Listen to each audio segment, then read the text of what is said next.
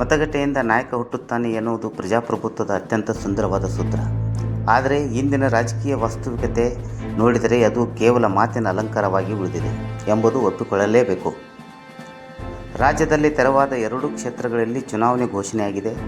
ರಾಜಕೀಯ ಪಕ್ಷಗಳು ತಮ್ಮ ಶಕ್ತಿ ಪ್ರದರ್ಶನಕ್ಕೆ ಸಜ್ಜಾಗಿವೆ. ಆದರೆ ಅಭ್ಯರ್ಥಿಯ ಆಯ್ಕೆ ಪ್ರಕ್ರಿಯೆಯಲ್ಲಿ ಅನ್ಯಾಯ, ವಿಶೇಷವಾಗಿ ಬಿ ಫಾರ್ಮ್ ಹಂಚಿಕೆ ಕಾರ್ಯಕರ್ತರ ನಂಬಿಕೆಯನ್ನು ತುಳಿದಿದೆ.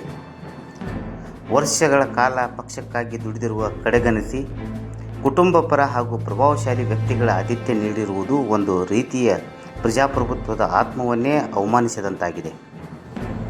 ಯಾಕೆ ಮೇಟಿಯವರು ಬೇಕು ಅಂತ ಹೇಳ್ತಾ ಇದ್ರು ಅಂದ್ರೆ, ಪ್ರೈವೇಟ್ ಮೆಡಿಕಲ್ ಕಾಲೇಜಲ್ಲಿ ಬಡವರಿಗೆ ಅನುಕೂಲ ಆಗ್ತಿರ್ಲಿಲ್ಲ, ಅಲ್ಲಿ ಸುಲಿಗೆ ನಡೀತಿತ್ತು, ಬಡವರಿಗೆ ಸಹಾಯ ಮಾಡಕ್ ಆಗ್ತಿರ್ಲಿಲ್ಲ. ಅದು ಬೇಕು ಅಂತೇಳಿ ಎಲ್ಲ ಜಿಲ್ಲಾ ಶಾಸಕರ ಜೊತೆಯಲ್ಲಿ ಇಟ್ಕೊಂಡು ಮುಖ್ಯಮಂತ್ರಿಗಳ ಮೇಲೆ ಒತ್ತಡ ತಂದು ಹಿಂದೆ ಕೂಡ ಅನೌನ್ಸ್ಮೆಂಟ್ ಮಾಡಿದ್ದು. ಕ್ಷೇತ್ರಗಳು ಇದು ಜನರ ಪ್ರತಿನಿಧಿಸುವ ವೇದಿಕೆಗಳಲ್ಲ, ಅವು ಕುಟುಂಬಗಳ ಸ್ವಂತ ಆಸ್ತಿಗಳ ಮಾರ್ಪಾಟಾಗಿವೆ. ತಂದೆ ನಂತರ ಮಗ, ನಂತರ ಮೊಮ್ಮಗ. ಇದು ಪ್ರಜಾಪ್ರಭುತ್ವವಲ್ಲ, ಇದು ಆಧುನಿಕ ರಾಜವಂಶ ವ್ಯವಸ್ಥೆಯ ಜನರ ಮತದಿಂದ ಆಯ್ಕೆಯಾಗಬೇಕಾದ ನಾಯಕರು ಈಗ ಕುಟುಂಬದ ಹೆಸರಿನಿಂದಲೇ ಆಯ್ಕೆಯಾಗುತ್ತಾ ಇದ್ದಾರೆ. ರಾಜನ ಹೊಟ್ಟೆಯಿಂದ ರಾಜ ಹುಟ್ಟುತ್ತಾನೆ ಎಂಬ ಹಳೆಯ ಮಾತು ಇಂದಿನ ಪ್ರಜಾಪ್ರಭುತ್ವದಲ್ಲಿ ಹೊಸ ರೂಪದಲ್ಲಿ ಮರಳಿ ಬಂದಿದೆ. ಮತಗಟ್ಟೆಯ ಕೇವಲ ಒಂದು ಪ್ರಕ್ರಿಯೆಯಾಗಿ ಬಿಟ್ಟಿದೆ. ನಾಯಕನ ಆಯ್ಕೆ ಈಗಾಗಲೇ ಕುಟುಂಬಗಳಲ್ಲೇ ನಿರ್ಧಾರವಾಗುತ್ತಾ ಇದೆ. ಚುನಾವಣೆ ಎಂದರೆ ತತ್ವಗಳ ಹೋರಾಟವಾಗಬೇಕಿತ್ತು, ಆದರೆ ಇದು ಜಾತಿ, ಮತ, ಹಣ ಮತ್ತು ಪ್ರಭಾವಿ ಸಮೀಕರಣವಾಗಿ ಕುಸಿಯುತ್ತಾ ಇದೆ ಎನ್ನುವುದು ಮುಚ್ಚಿಡಲು ಸಾಧ್ಯವಿಲ್ಲ. ಪಾರ್ಟಿ ಬೇಸ್ ಬ್ಯಾಗ್ ಎಲೆಕ್ಷನ್ ಜಾತಿ ಆಧಾರಿತ ಅಲ್ಲ. ಆ ಪಕ್ಷದಲ್ಲಿ ಆ ಸಮಾಜದವರು, ಈ ಪಕ್ಷದಲ್ಲಿ ಸಮಾಜದ ಪಕ್ಷದ ಆಧಾರಿತ ಓಟ್ ಹಾಕ್ತಾರೆ ಹೊರತಾಗಿ ಜಾತಿ ಆಧಾರಿತ ಓಟು ಕಡಿಮೆ ಇರ್ಬೋದು. ಅದು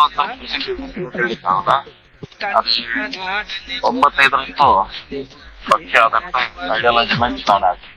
ಕಾರ್ಯಕರ್ತರು ಶ್ರಮ, ನಿಷ್ಠೆ, ತ್ಯಾಗಗಳು ಕೇವಲ ಭಾಷಣಗಳಲ್ಲಿ ಮಾತ್ರ ಉಳಿದುಕೊಂಡಿವೆ. ದಾವಣಗೆರೆ ದಕ್ಷಿಣ ಮತ್ತು ಬಾಗಲಕೋಟೆ ಕ್ಷೇತ್ರಗಳ ನಿಷ್ಠಾವಂತ ಕಾರ್ಯಕರ್ತರು ದೊಡ್ಡ ಬಳಗವಿದ್ದರೂ ಅವರಿಗೆ ಅವಕಾಶ ನೀಡುವಲ್ಲಿ ಪಕ್ಷಗಳು ವಿಫಲವಾಗಿವೆ. ಇದು ಕೇವಲ ಒಂದು ತಪ್ಪಲ್ಲ, ಇದು ಕಾರ್ಯಕರ್ತರ ಆತ್ಮಗೌರವಕ್ಕೆ ನೀಡಿದ ದೊಡ್ಡ ಅವಮಾನ. ಕಾರ್ಯಕರ್ತರು ಪಕ್ಷದ ಬೆನ್ನೆಲುಬು ಎಂದು ಹೇಳಲಾಗುತ್ತಾ ಇದೆ, ಆದರೆ ವಾಸ್ತವದಲ್ಲಿ ಅವರನ್ನು ಕೇವಲ ಪ್ರಚಾರಕ್ಕೆ ಮತ್ತು ಚುನಾವಣೆ ಯಂತ್ರಗಳಂತೆ ಬಳಸಿಕೊಳ್ಳಲಾಗುತ್ತಾ ಇದೆ. ಜಯ ಸಾಧಿಸುವಾಗ ಅವರ ಪರಿಶ್ರಮದ ಬಗ್ಗೆ ಮಾತನಾಡಿ, ಅಧಿಕಾರ ಹಂಚುವಾಗ ಅವರನ್ನು ಸಂಪೂರ್ಣವಾಗಿ ಮರೆತು ಬಿಡುತ್ತಿರುವುದು ಇಂದಿನ ಪರಿಸ್ಥಿತಿ. ಹೀಗಾದರೆ ಪಕ್ಷಗಳು ಕಾರ್ಯಕರ್ತರಿಂದ ನಿರ್ಮಿತವಾಗಿವೆಯೋ ಅಥವಾ ಕಾರ್ಯಕರ್ತರು ಪಕ್ಷಗಳಿಗಾಗಿ ಸೇವಕರಾಗಿ ಮಾತ್ರ ಉಳಿದಿದ್ದಾರೆಯೋ ಎಂಬ ಪ್ರಶ್ನೆ ಮೂಡುತ್ತಿದ್ದು, ಈ ಪ್ರಶ್ನೆಗೆ ಉತ್ತರ ನೀಡುವುದು ಈಗ ನಾಯಕರ ಹೊಣೆಗಾರಿಕೆ ಮಾತ್ರವಲ್ಲ, ಪ್ರಜಾಪ್ರಭುತ್ವದ ಭವಿಷ್ಯವನ್ನು ನಿರ್ಧಾರ ಅಂಶವಾಗಿದೆ. ಇದು ಪ್ರಜಾಪ್ರಭುತ್ವದ ಜಾತ್ರೆ, ಪಂಚಾಯತ್ ಸ್ವರಾಜ್ ಸಮಾಚಾರ.